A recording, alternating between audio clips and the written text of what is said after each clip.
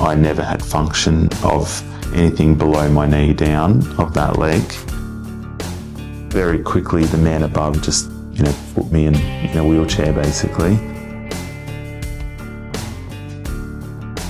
Now, they left my leg like that overnight, scheduled me for a surgery the next morning, at which point they'd found that the fracture had actually severed a bunch of arteries and nerves in my leg. The nerve thing was an assumption. What was damaged was veins and arteries.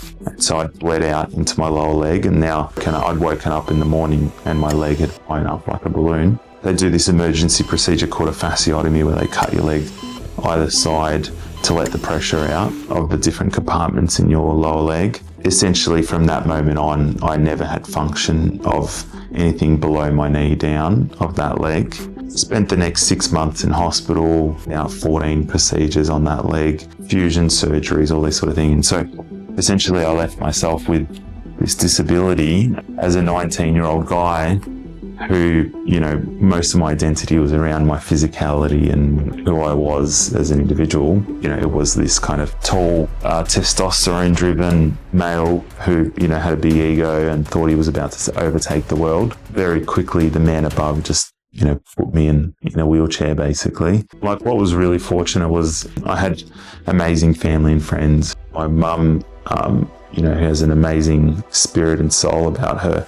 She dedicated her life to being at my bedside for 6 months. My dad would go to work and then he'd come after work and spend the day. My brother, every opportunity through uni or breaks, he'd come and visit, and a lot of my close friends. And so I had an amazing support network. What I didn't expect was coming out. I still thought I somehow was going to recover and I would get function of that leg. That hope dwindled away over the next sort of 24 months. Multiple surgeons telling me it was never going to really get better. But then just also kind of adapting to life as someone with a disability. I couldn't walk normally anymore. I was in pain all the time.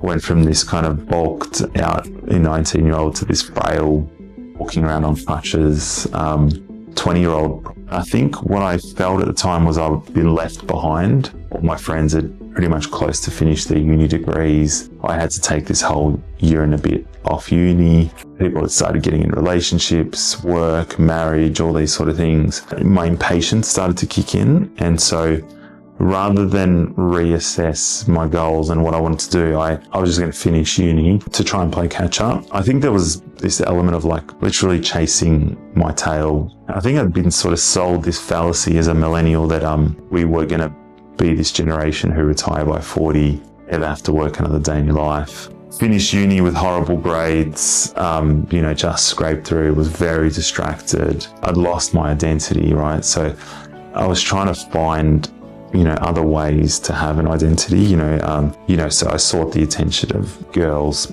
wrong relationships from friends or social circles, lost that kind of tunnel focus towards my career and my education, kind of started to care more about material things. I hated the course, hated the degree, didn't really enjoy any of it. The most unsatisfying 5 years of my life. Wanted to give up at many segues, but I had great mentors and leaders who really just said, just finish it and then do whatever you want after that. You want to go do another degree, you want to work in another area, go for it. Strangely enough, got out of university, had a couple of happy jobs, not great leaders to work for, but I was at this point really motivated to be good at my job.